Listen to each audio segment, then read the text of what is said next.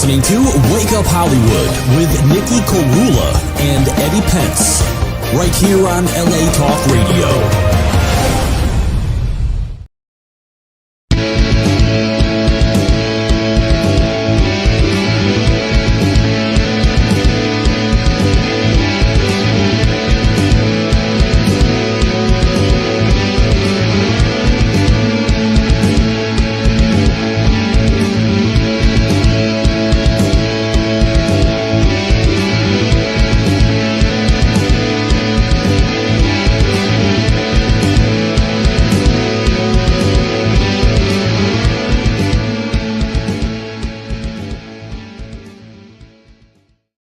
Wake up, Hollywood. This is your host of the most, Nikhil Korula. We're going to jump right into this interview. We have a very talented singer-songwriter, and she's here with us today, Miss Ashley Barrera. Is that right? Yes. You're like, you got the Filipino name. You got it right. I know. Yeah, you got it right. Good job. So let's go way back. Let's talk about the moment that you first fell in love with music. Was it a song that you heard on the radio? Was it a music video? Was it a family member showing you a song? What was the moment of zen that made you fall in love with music? I grew up in a very singy family. Everybody, my parents, my sister especially, she was probably one of the biggest influences on me when I was like, why is she always walking around the house singing? Why is that so much fun for her? And then I tried it when I was like 4 or 5 years old. I don't even know. And I'm like, hey, that is kind of fun. And I feel like I sound kind of good. So from there, I was just like obsessed. I was like, this is my path. I want to sing for the rest of my life. What was the song or what was the music that you were singing at that age?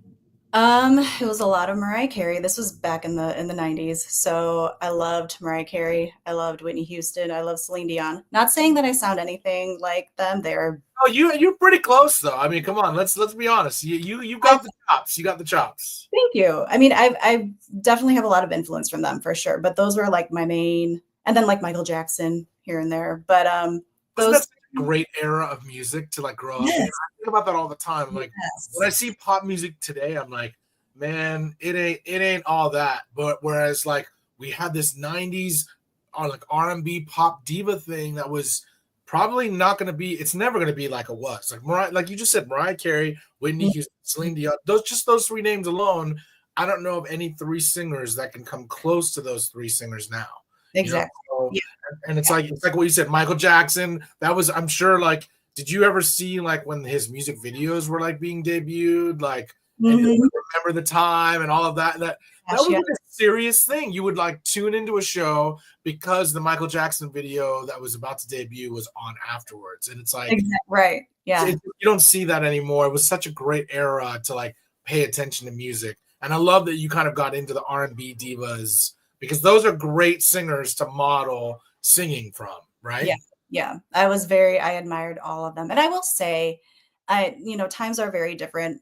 People won't really stick around after a TV show to watch a music video. That's not really how it works anymore. But, there's a lot of people these days who are forging paths also. So it's awesome. I think it's all good. We all just got to ride the wave.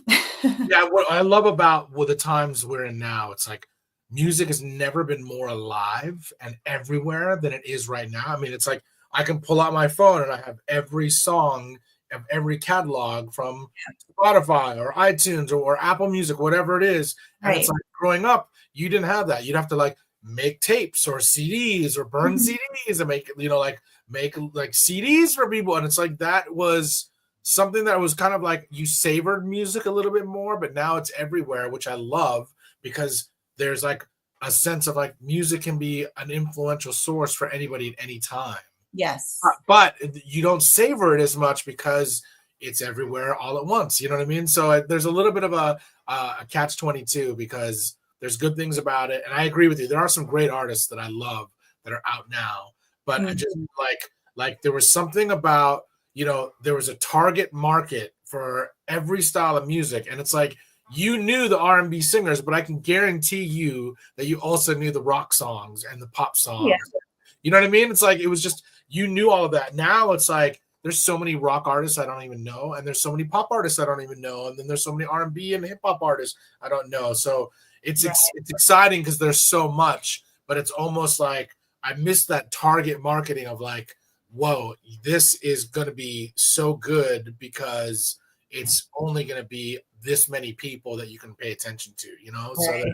there's something cool about that. Like a Michael Jackson in this day and age may get lost, you know? So you recently, I know, well, yeah, maybe not. You recently played Songwriters in the Round at Hotel Cafe. You were amazing, by the way. I was like, I know I was playing guitar, but I was always listening to everything you were doing. And it's like, you got some vocal chops. So did you take vocal lessons as a kid? Were you in choirs? Like, how did you kind of get the vocal chops? You know, I like hated the idea of voice lessons growing up, just because I was like, oh, I don't want anything to change, you know, like my, Right. you know, like my style and things like that. And in high school, it was a requirement. If you were in choir, you had to take voice lessons. So that was one Wow. of the only times I took voice lessons. But as I got older, I'm realizing like voice lessons are so important. You know, you need to know how to really use your diaphragm and then sing properly, or else you're going to lose it. So, and also just like projecting and knowing how to do things stylistically. I think it's really important to take voice lessons as well. So I am currently looking to do that. That's well, you don't need them now. You still think you need them now? Oh, yeah, yeah. I mean, I want to be able to preserve my voice. I don't ever want to lose it. So I think it's going to be, especially getting older, you know, I just want to make sure that I'm taking care of it. Yeah. That's interesting because it's like there's times where I miss voice lessons where, you know, like you're walking up with 2 or 3 songs, like, okay, I better nail it on this one because I've been working Right. on it. You know, there's that sense of like focus rehearsal time. And there's other times where I'm like, man, I love that I'm just like working on music and Yeah. singing, like doing the thing. So like there's this also kind of like I miss both worlds because there's the preparation and rehearsal. Like there's something about that focus rehearsal just on yourself that you just don't always get as you're gigging, rehearsing with a band and playing Right. with musicians because it's just you don't have the time to. You're like, okay, I've got to do the work that is the major attention. So I love that you still have the desire. What were you learning in voice lessons when you were learning? Were you learning breathing? Were you learning classical repertoire? What was the kind of focus? Yeah. So, you know, typical high school choir, it is more like classical show tunes, you know, we it was like Yeah. across the board. But we did focus on a lot of making sure that we were breathing properly, um, intonation and things like that, which I've forgotten pretty much everything. So that's another reason why I'm like, I think it's time to You go still back. sound good though. As long as you sound good, then it's like that is your guide always. So That was uh, my base. Yeah. coming from a singer, you don't really need lessons. Like you should just be out there doing it. But I do respect that you're like, I still want to learn how to do this for Yeah. long term. You know what I mean? It's like it's important. So I love that. And then when did you kind of start taking music really seriously and saying, okay, you know what, this is what I want to do. This is how I want to kind of get music out there. These are the songs I want to write. What was that moment like for you? To be honest, that was something I've always wanted to do since I was little. I always knew I wanted to be, you know, be a singer and write music and be an artist. So I feel like I was kind of always serious since I was really little. That's awesome. But it's one of those things where, you know, you feel kind of ashamed of it. It's like a pipe dream and you know, not everybody believes in you, or, you know, they're like, oh, you should really have a backup plan, things like that, which are all very important points. But I think it did tend to take me away from what I really wanted to do. And eventually it's, you know, then I'm focusing on work and I'm focusing on other things and making sure that I can make a life for myself. But, you know, I'm pushing my dreams aside. So I think I really started to take it seriously in college when I was performing a lot with I was asked to perform at so many different talent shows and different like variety shows across the Midwest. I would go to different colleges and perform, and that's kind of and I was meeting other musicians as well, and they were, you know, writing their own music and they were releasing songs, and at the time, it was kind of a new thing to be able to release your own music without a label. It was Right. like, wow. It's a huge thing. It's a huge thing. So that was kind of the time where I was like, okay, well, if they're doing it, then that's what I want to do too. If I don't need a label and I can just have my friends play for me, and, you know, I have really talented friends who can produce for me as well. So I might as well take the leap and actually, you know, give it a shot. Isn't it so vibrant when you see, like, you're in, it's kind of like your early 20s where you're just like around all these young aspiring artists. There's an energy with that like wave of people, ideas, how they're working, how you're drawing from, like you're just, oh, that's cool. I like that. Oh, I like this graphic. Or you're seeing like how the creative minds are working to brand themselves, Yeah. market themselves, to find their niche, find their sound. There's such a really beautiful time that I kind of like miss some of that, because it felt like when you're younger, it's like everything's all together. And then as you get older, it kind of starts separating and you kind of make your own path, and you're distant from people because you're going your own way. But Right. there's like really beautiful community that is really vibrant that I miss, and that like seeing everybody kind of going for the same thing or kind of like drawing from that. Tell me what that community was like that for you. Was it choir people? Was it songwriters? Was it guitarists and producers? Who were those people for you that you were kind of drawing from? I think for me, I mean, I was surrounded by all types of different people, and choir did play a very important role in my life. But I would say in college, when I was amongst the other, they were like the Filipino American YouTubers. YouTube was so brand new at the time, and I don't know if you've heard of like Jeremy Passion and Gabe Bondoc and Melissa Polinar. Like I was performing with them. Melissa's been on the show. She's been on Oh the show. yeah, nice. Yeah, exactly. I've done shows with them, and like I was surrounded by them, and just doing jam sessions with them after shows. Like I do miss that too. I was gonna say that's something that I just miss, like sitting around and we're just like harmonizing and playing guitar and just coming up with stuff on a whim. Like that is fun. Like that feels so creative, and it feels so freeing, and like that is something that I also miss. So So those were cool. the people that I was surrounded by that I felt like I really want to keep doing this. Yeah, it's funny because it's like I was thinking about that the other day. I'm like, I miss those. Like, oh, what are you doing after the gig? It's like now it's like I go home. It's like I want to go to bed. It's like, but, Yeah. but like when you're in your like younger years and you're with a bunch of younger artists, there's like a hang, and then it's like people are jamming, and then like Mhm. you're meeting people, and then all of a sudden you're making music with them, and it's like, wow, this is something. There's something about that vibe that is just untouched, and you don't realize it when you're in it because it's just like everybody's trying to hustle, but you're all drawing from each other, and it's just such a creative time. Now you've written songs, you've made music videos. Tell me how some of that has shaped you to be an artist and kind of make that artistic vision, create that path for yourself. Um, I mean, very early on, I had a guitarist, and we would write together. We wrote songs together, and I do love that genre. But after I kind of released my first EP back in 2016, and like that, and then I made that music video and I finished that project. I was like, okay, well, as much as I really loved that, I don't think that was really me. So it kind of made me realize, okay, I think I do want to continue on more of like the R&B pop path. So that's kind of what I'm doing now. It did, like I said, I loved it, and I still do, and I'll probably continue to do songs similar to that. But I think I am gravitating more towards the R&B sounds, pop, things like that. Definitely So have the chops. You definitely have the vocal chops. You got the voice. You got the sound. You know what I noticed too? It's like, and this is like, I have to ask this because I come from a culture where it breeds engineers and doctors, and I Mhm. know, and the Filipinos are very similar too. There's a lot of doctors, nurses, like all of that is Yep. part of the culture.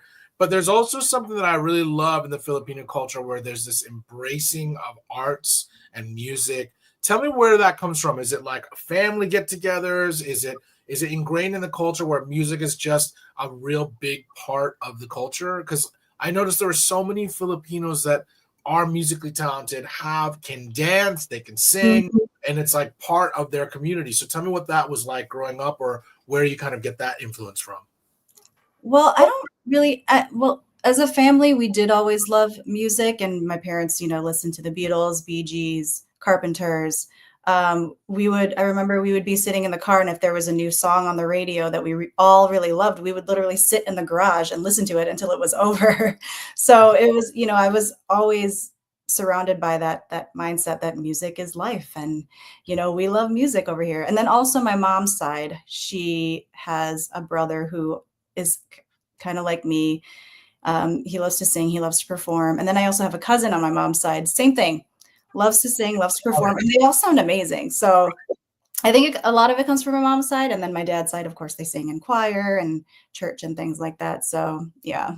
Well, it's cool because you see like a Bruno Mars coming out of the Filipino community. And it's like, it's just a matter of time that somebody would pop out like that because it's in the community. It's a part of the culture. And it's a part, like with my culture, it's like Bollywood. It is dancing. It's a different kind of singing. Yeah. And it is instruments, but it's like everything's about the culture. Like, okay, it has to be Indian music. It has to be Indian classical dance, where it's like what I love about the Filipino culture. It's like you're singing the Bee Gees, you're singing the Beatles, you're singing that is like a big part of the culture. And, you know, that's why you see more people kind of getting those opportunities. Tell me what you're listening to right now. Who are the artists that are influencing you right now? Ooh, artists right now. Well, Ariana Grande for a while. I love her music. I love her sound. I still do. I can't say that Chappell Roan is influencing me, but I've loved her since the pandemic. Yeah, I discovered Pink Pony Club in 2020 and I just was obsessed. There was something about her that I was like, I don't know if I really like her, but for some reason, I feel like I might love her. And melodic. I mean, you can't not love her. It's infectious. Yeah. So she's really great. Also, I think it's Keshi. Keshi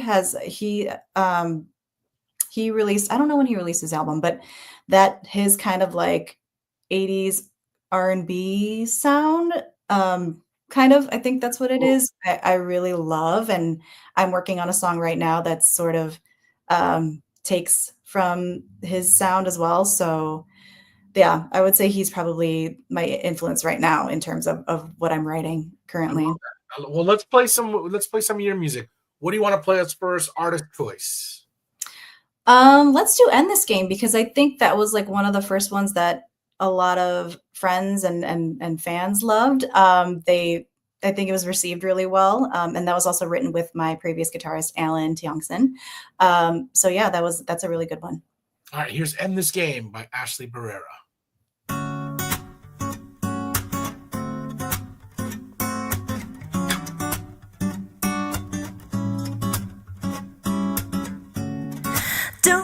Don't you really, really want me to try? Dancing around all these thoughts of you and I finally got the strength to get over you.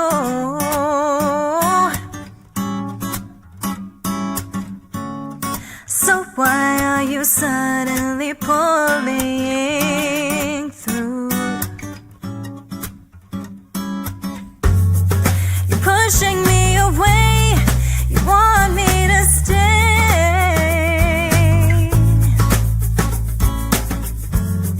I'm hiding how I feel. Can we just keep it real?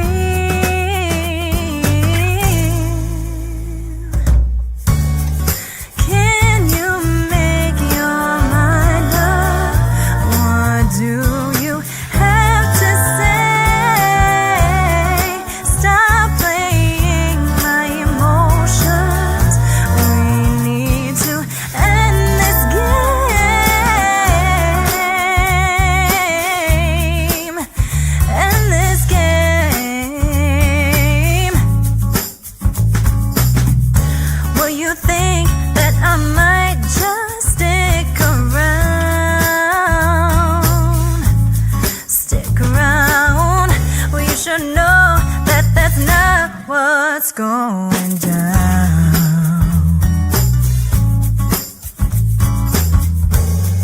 You're driving me insane. I'm so ashamed.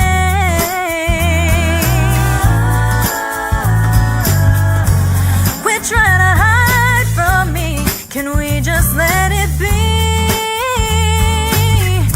I'm asking, can you make your mind up? What do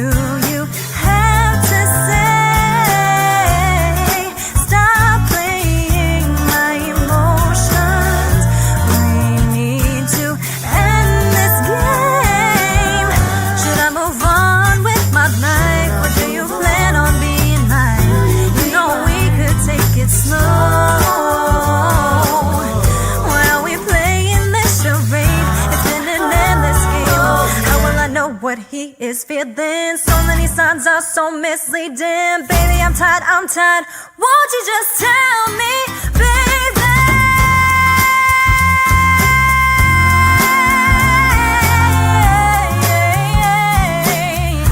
No, no, no, no, no, no, baby. I gotta know, baby. I gotta know. Oh, yeah, baby. Can you make your mind up? What do you have to say? Stop playing my emotions. We need to end this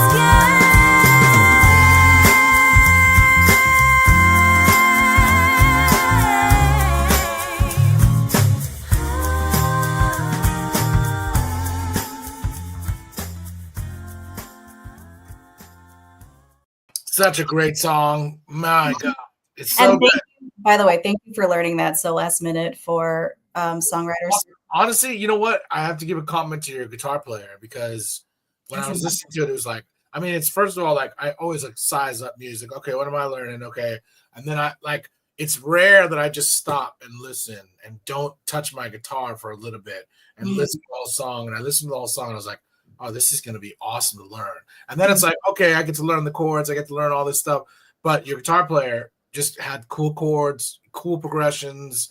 Everything about it was cool. And then to hear your vocal chops on top of it and the vocal arrangement, it was just really well sung, well written, well crafted, well produced. Everything was great. Thank you. Yeah. I love the song. I love your music. And it's like, you always know that too. It's like, you know, I think you sent me the songs and I hadn't listened. And then I listened. I'm like, oh, this is going to be great. Like, you're a real artist, and it's real. It's really rare to see that. You know, it's like you see people that are like, oh, well, oh yeah, I write music, I play, but it's always the ones that are real quiet about it, like yourself. Like, you're really quiet about it, and then you're like, oh yeah, I've got some songs. And then when you hear your songs, it's like you have songs that you can really sink your teeth into, and they're good songs, good hooks. Yeah. So tell me what that influenced, like what influenced that song. Who was? I know R&B is a huge influence on you, but tell me, like, what is the sound? What is the style that you kind of really were kind of marking with this song? I mean, honestly, Alan was the one who, you know, he came up with the guitar chords himself. And I think a lot of it was the influence from, you know, like the YouTube artists back in the day, like Melissa Polinar. I think that was, and he didn't even start playing guitar until he was in college. He just picked it up out of nowhere. So I think that was a lot of his inspiration. And like I said, that was something that I loved as well. And the lyrics itself was inspired by a friend of mine who was dealing with a guy who was just kind of giving her the runaround. He said that he wanted to be with her, and he also said that he would also shy away from it, and she was just getting frustrated and fed up. So yeah, then that song just kind of put itself together. Yeah. You can hear it too, and it's like, what's really cool is, like, when you're playing the song, like when you're listening to the song, I can actually see you both jamming to the song, like in a living room or in a small studio, like coming out, and it's like, it's got that intimacy. But then when you hear all the harmonies, it's like, oh, this is well produced. But it's really got this intimacy that is so great that you can't find a lot in studio recordings. So it kind of makes your ear go, oh yeah, this is cool. So it's really beautiful how you kind of create this jamming in the living room vibe, but got this produced thing where it's like it can stand up against any Daniel Caesar tune, or, like, you know what I mean, like any like her songs, any of that style. So I love that. Those are two artists you didn't mention, but those are two really great R&B artists that I love that are current, that I just think the world of. They're just so great. So, so when you're writing, are you writing like autobiographically as a third person, observer? Like what's the kind of like narrative that you usually write from? A lot of it is, life experience, and I'm a hopeless romantic, and I'm also a dramatic. So, there's a song that I want to play next that was inspired by a breakup. So that's where that always inspire those. But like that's probably the best thing that came out of that breakup. So, I'm thankful for it.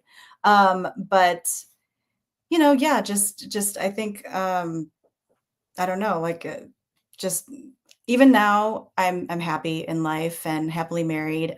So it is a little harder to find inspiration, and then you don't always want to write about happy love songs all the time.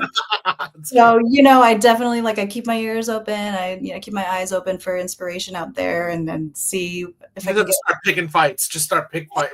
Oh, right. Maybe I should.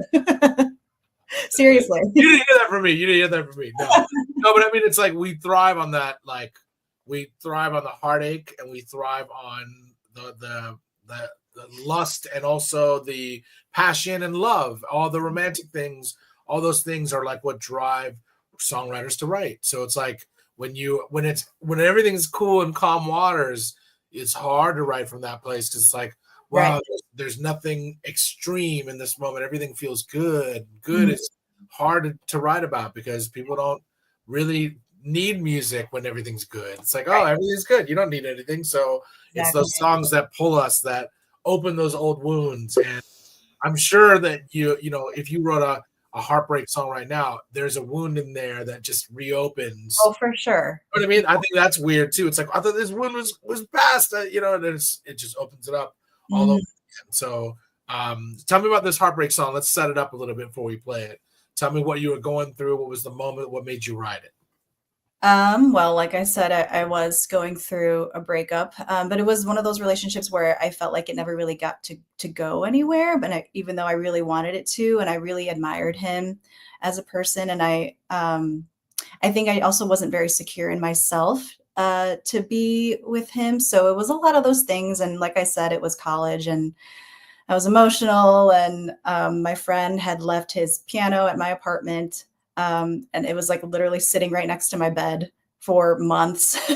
And I would go to bed at night. I would, dabble a little bit. It kind of sounds a little bit like Richard Marx. Sorry, I but love that. I love that. He's great. He's yeah, great.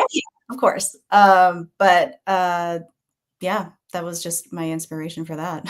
What's the name of the song? We happened. And Okay. this one is the music video that I shot, I think like a year before the pandemic. And it was kind of my dream to do at least one music video for one of those songs on that EP.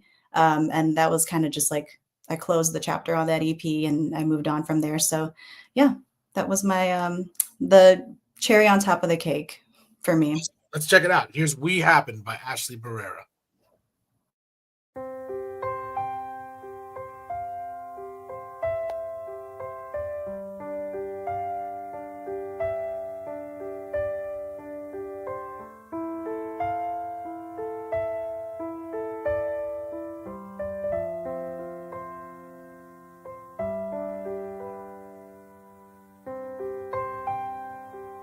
Remember that day we met,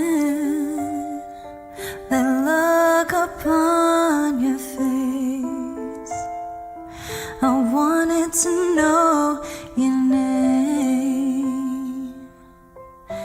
It happened,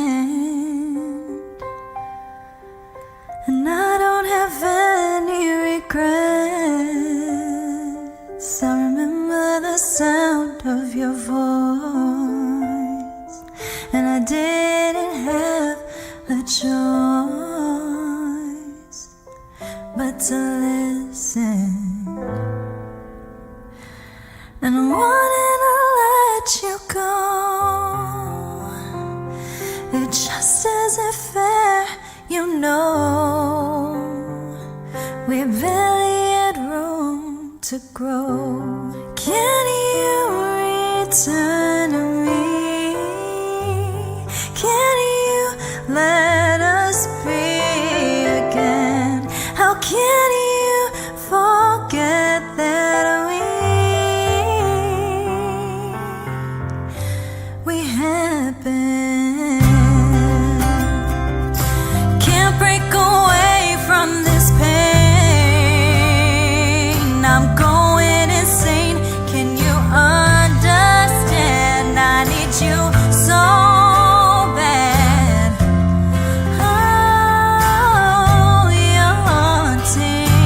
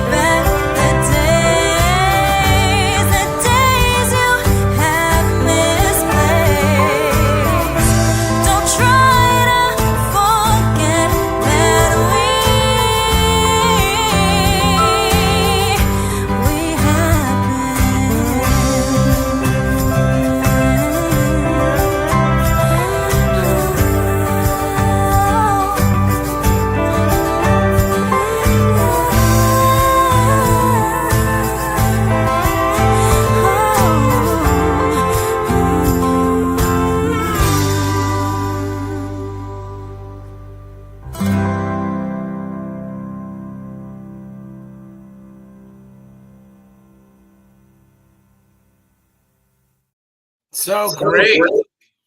Thank So you. awesome. And I hear the Richard Marx influence now. I didn't hear it before. And then you planted that little Easter egg. I'm like, oh, I see where this song is coming from. Very cool. That was a cool video. Like, where did you find the location and cool furniture? It was just awesome.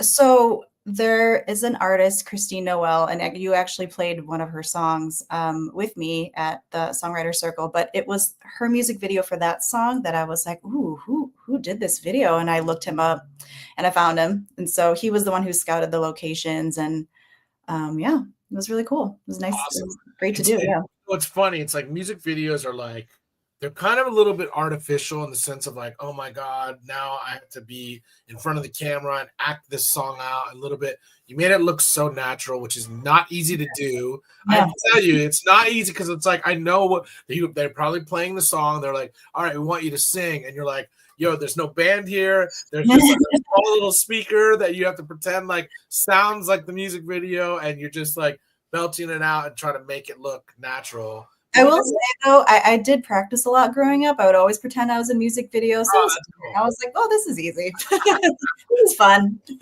Just like the mirror when I was 8 years old practicing in front of it. Right. Well, you had all the faces. You were like very in the moment, very musical theater. All of it Yeah. kind of, paid tribute to the music video. I could see, on levels. But it was really nice. It was really beautiful. Like the shots, the room, like their vocal, all the little shots of you kind of like lying down, sitting in the chair, standing against the brick wall. Mm-hmm. Did you kind of have a vision for this? Where you're like, I want it to be empty room, just me singing like when you were a kid, probably. Yeah, no, actually, I did have a very specific vision for that, and he helped me bring that to life. So it was really amazing that he was like, yeah, he gave me the rooms, and like, this room is perfect. And I found that dress. I was kind of a little worried that it looked a little grandma-ish, but after I put it on and like, you're in the room and you're barefoot and you're like in the moment, it's like, okay, it all comes together. No, and it's cool because it's like, those scenes, what I love is like when like songs become movies in your mind. There's just something about that where it's like, oh, like this song could take me to that place. And you really painted that picture. Like I could hear the song and see that same kind of visual. And then you painted that visual in all of our minds by, kind of marrying the music with the visual. So like, what was your vision? I want to know, like, you wanted to be in a room singing the song about heartache, heartbreak. What were you thinking in those moments when you were filming? What were you thinking? I mean, that is exactly what it was. It's like I wanted it to seem very, like that I was alone and kind of, I guess, a little sultry, a little bit too, but I really wanted to encapsulate that idea that like I'm emotional, I'm alone, and yeah, I don't know how else to describe it, but well, it's cool because you definitely convey that because it's like a big open room, and then it's like all the like positions that you're in. You're like on the chair, like these are all the emotional places of like vulnerability. You're on the floor, like just what I mean. It's like you're just your heart is broken. You can feel all those things, and you really kind of convey that. How long was the shoot? Do you remember? Ooh, I don't think it was too long, like especially an artist on a budget, you have to be careful with that kind of thing. So it maybe was 2 or 3 hours. It wasn't. Oh, that's not bad. That's not bad. Yeah. And then, the more locations that you do, they're going to charge you more. So I was like, you know what, artist on a budget.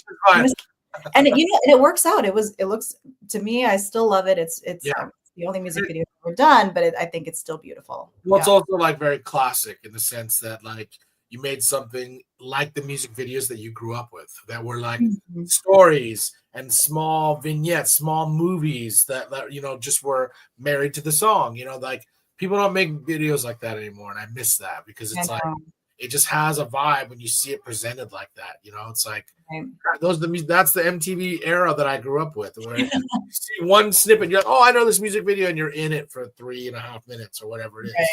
Right.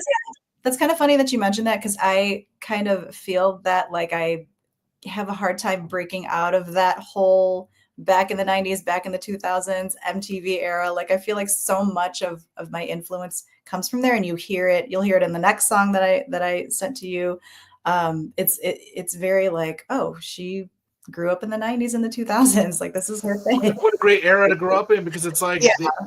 it was like MTV was a huge thing. It's like now MTV plays like reality shows. It's not music videos at all. And I miss that so much. It's like I used to race home after school as a kid to see what the top 20 was, and like TRL. yeah, TRL, and it's like I'm just knowing like, okay, oh, this video made it to number 10. Oh, it was number 15 last week. You know, it's like that doesn't to have that same influence and power, but the videos became nostalgic and also like fabrics to our youth and growing up. Like pop culture was everything, and then you don't realize too, around the world it's influencing other countries as well, because it's happening here and influencing this culture. So I'm sure, you know, if you ever went back to the Philippines, that people would say, oh, I love this song, and you're like, oh yeah, it's huge over in the States, you know, or like maybe you're playing songs that they haven't heard before that are about to become huge because they haven't hit yet. So it's just interesting to see how that influences both you and I, because we grew up in that era where like music videos were huge, like having to make like burn CDs for somebody. Oh, this is the tape I want you to hear. Now it's like, oh, music's everywhere, and it just doesn't have that thing. But it's like all the art that we make, we're like making love letters from the sounds and the sights that we saw growing up. You know what I mean? So it's cool. Mm-hmm. Really cool. So that does make me feel better, you know, I that I'm able to preserve that sort of thing that we don't really see these days anymore. So I like that. That's a good way to look at it. Yeah, and I also love like when artists like they show you what's in their CD, like their catalog of music they're listening to, their record player, their CD player. When an artist songs, like I now know you love Richard Marx because that song that you wrote is in your catalog. You love the love ballads. The ballads are just like those power ballads from the 90s. I mean, they're like untouched, especially like old Celine Dion ballads from like the 90s were insane. They were so good, you know, and like also all the R&B, the 90s ballads in R&B, they were probably the best they'll ever be. You know what I mean? All those love ballads. So like, I love that you made like a love letter to those in your music video. What are we playing next? And let's set it up. Like, what's the next song? What's the style? What's the influence? What's the inspiration? So this one is actually one of my more recent ones. I worked with my friend Carl Cartagena, and he produced the song, and we started writing the song together. He started throwing like beats on it, and we were playing around with it a little bit. And it's really not until that I can kind of be alone and by myself with what we created where I can really start to think, okay, this is what I want. This is what I envisioned the melody sounding like. This is, kind of the lyrics that are coming to me. It's like, I really need to be alone and not with other people. And of course, I'll lay down my ideas and see what he thinks. And, we go from there. But I think I really need the time to just sit there and be alone and listen to it and see what I come up with. And this song really specifically jumped at me as a very Mariah song, and like the sound of it, and the way that I sung the vocals, like just the Mariah in me was coming out. So that's where all that came from. And I was like, I love this song. I mean, we could have done maybe a few things to add a little bit more color to it, but I think it's good the way that it is, and to me it's one of my favorites that I've ever written. So yeah. You before we play it, you raised an interesting point. It's like, does that ever stop when you don't think you should have added this or added this? And it's like the song is done when you abandon it, but there's always, as an artist, you're like, I could have added this harmony. Oh, I could have done this lick. Oh, now it's this chord change would have been cool under this. It's like you always think of those things you can add, but really it's finished when you're like, I think it's done. I'm going to let it go. That's it. That's all I'm going to do for now.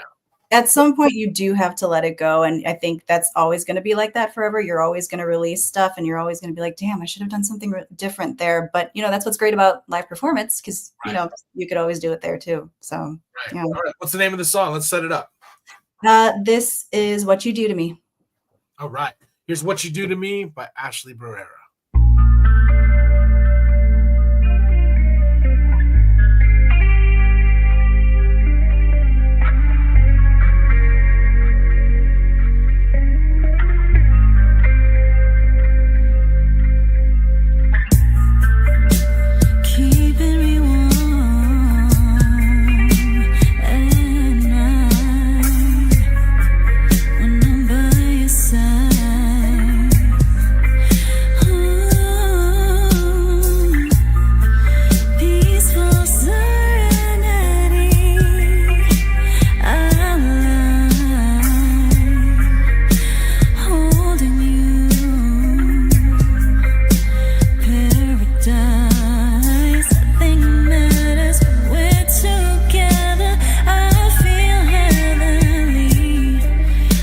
you do to me.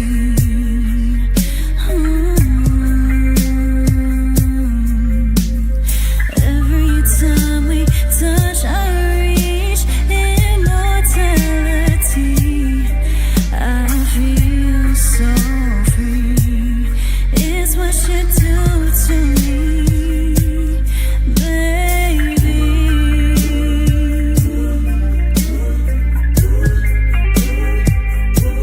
It's what you do to me.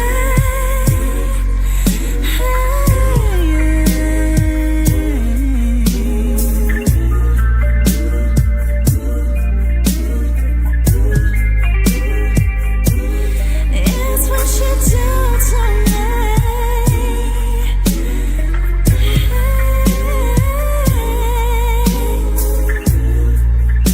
Keeping me warm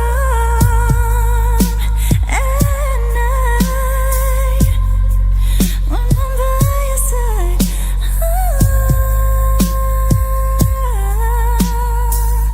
There is nothing like you and me. Red wine and chemistry. You're like a deity. And I'm here on my knees, giving me shivers when you kiss me. I'm in ecstasy. What you do to me, oh baby. Keep me close, don't ever leave me. Caress me softly. You take over me.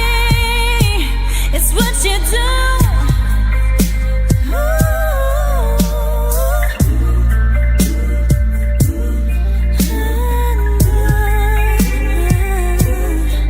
It's what you do to me, to me, to me, to me.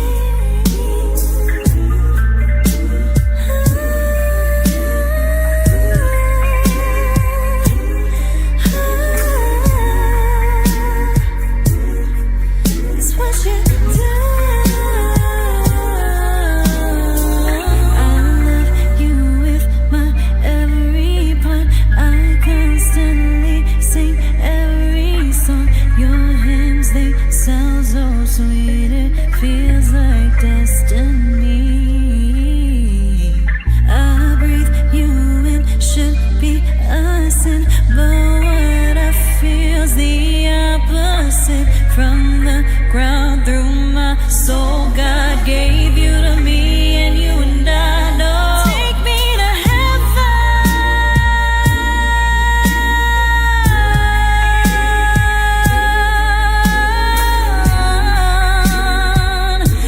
Oh, you're gonna you take me to heaven. You take me, you take me, take me, take me, take me. Oh, you take me to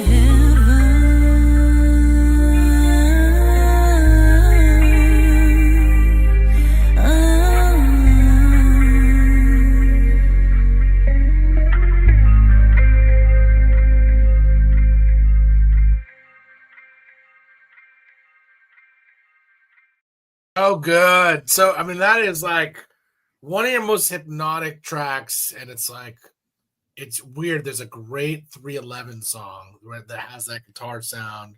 I'm sure your guitarist knows what it is. Yeah, it's just so hypnotic, and it's just got that. It's like a chorus effect with delay, and then with the R&B vocals, it just sets the scene. You got to do a music video for that. That song is Maybe I will. Yeah. it's aching for a music video because it's just so good. It's just it's like one of those like super strong ballads, but it's just got a hypnosis to it because it just slows you down. You know, it's like it makes you just be present. So it just good to do that. So tell me what the style and influence, like what made you want to make it like that? Like I said, the first EP that I had, it was a lot more singer-songwriter and acoustic, which again, I love, but I did want to start going towards more of the R&B route. And so that, when I heard that, and we started putting it together, I was like, "Ooh, this is really like the sound that I think I naturally, can sing to. Like that's my voice really will lay over this so naturally." And so I'm like, I'm just going to start writing to this and see what happens. And sure enough, it's like one of my favorites that I've ever written. And you definitely hear the Mariah influence on that one. I mean, I just hear it's like it's so good though. It's like, what's cool is like Mariah's got some really great, vocal runs and things, but like the sound of your voice on this, I actually like better than Mariah Carey. Oh, thank you. I mean, there's like a timbre in your voice that's just like stronger. It's just like fuller and stronger. The tone in your voice is really great, especially on this one. It's like it's awesome. So it's like when I heard it, I was like, "Oh, I can hear the little Mariah coming out like right now." It's like it's like the reverb on the vocal. It's all of it. It's like just sets it up. So the reverb, it's the falsettos, all of the harmonies and all that. Totally Mariah. Yeah. So you must have loved her Unplugged. Did you ever see her Unplugged? Yes, from like 98 or something. Yes. And I then think it was like 92 if you want to. Oh, maybe. Really yes. Yeah, that Unplugged album, yes. And it's so good. It's like that early Mariah was kind of like unstoppable, unbeatable. Mm-hmm. It's like, she was like just like this R&B queen in that point trying to prove herself. And, like I kind of feel like there were so many good R&B singers at the time, but then when she came on the scene, she kind of erased all of them from your memory. You know what I mean? She was just so big and so huge at the time. And it was just like, who is this singer? And then she was singing all those like crazy high notes. It's like, you know what I mean? It's just, it was awesome. So I love that you kind of took this style into your songwriting and the production. Are you writing more songs like this, or what's happening for your next songs that you're kind of going into? Kind of, I definitely do want to keep forging that path of similar to that. But, like I mentioned before, I love like the 80s sound. Right. Taylor Swift does that a lot too. So to me, it's like I will listen to when we start putting things together and we start writing together. And, if I like it, then I'm going to write to it. And then if I like what I write to it, then I'm going to release it. So it's not really like I don't have like a specific genre in mind, but, I will try to stick to things that I know I can authentically produce. But I am hoping to release, 2 or 3 or 4 more songs this year. That might be a little wishful thinking, but that's my goal. But yeah, like I said, it's going to be similar to that. It's going to be some 80s. Yeah, it's going to be some good stuff. That's awesome.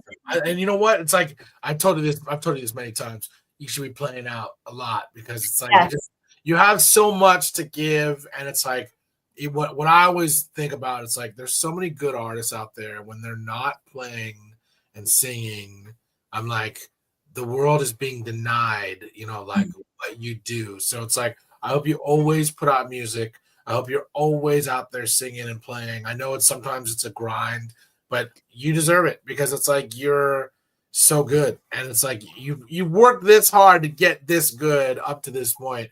You might as well keep going instead of stop. You know what I mean? So I love that you're always like thinking about the next thing. Where can people find you if they want to find your music and they want to find you online?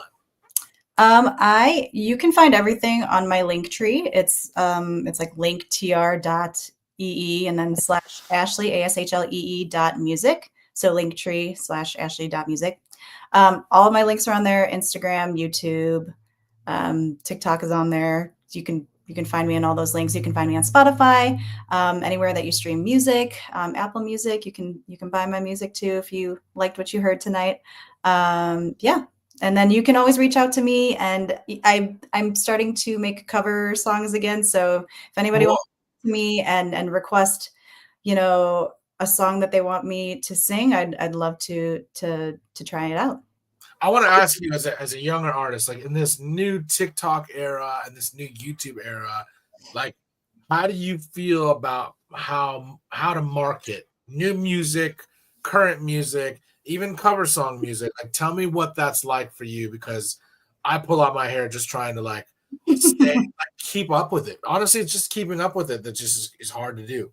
it's overwhelming, and that whole thing is a job in itself. And especially since, they say that the algorithm changes all the time. There's so many different nuances and like little things that change. And, there's formulas that they say you follow, but that's not always the truth. And there's so many people telling you like, well, you need to have a hook for your videos so that, you get people to watch, but that doesn't always work that way. So it's trial and error. And I think, it's a lot of work, and you just got to keep, testing what gets the audience. But it's tough. It's tough.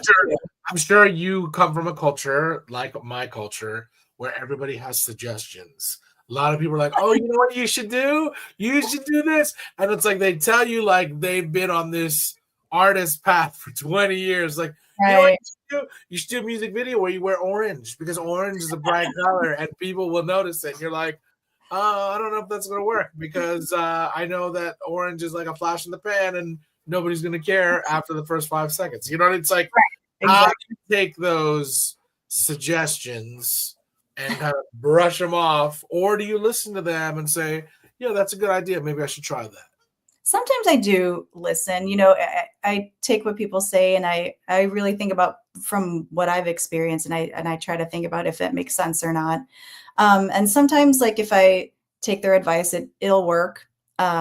But only for a short amount of time. Cause like I said, things change all the time. The algorithm always changes. So I don't know. It's a whole other job in itself. It's also the trends of music. Like I'm like, there's a part of me that I feel like there's a part of me that wants to make music that I want to make from the style of music that I love. Like what you said, you're like, I love 90s R&B. Like I want to make 90s R&B. And it's like, it will come around where that becomes the popular genre again. You know what I mean?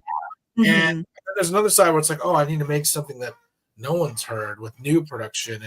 And it's like, there's this like catch-22 of, oh, I need to make something that nobody's heard in a style that nobody's heard. And then there's part of me, it's like, yo, this is the stuff I love listening to. I want to make stuff that shows you what I've been growing up to, listening to all my life.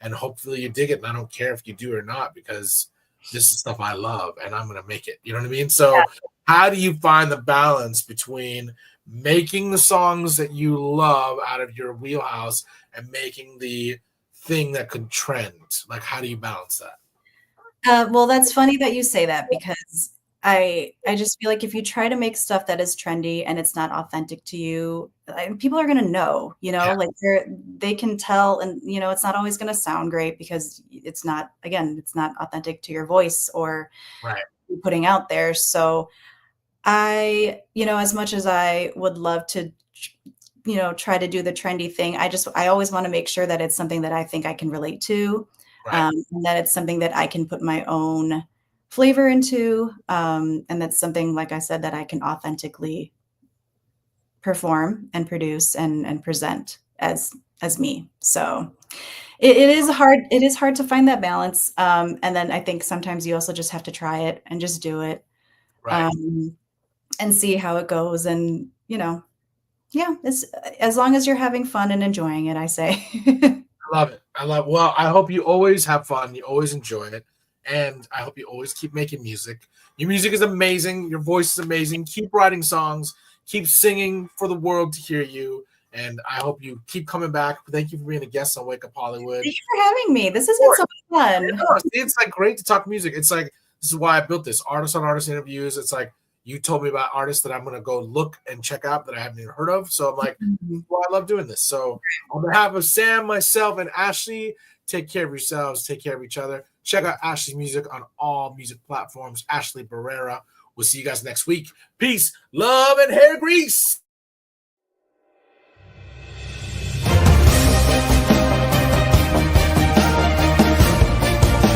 You're listening to Wake Up Hollywood with Nikhil Korula and Eddie Pence, right here on LA Talk Radio.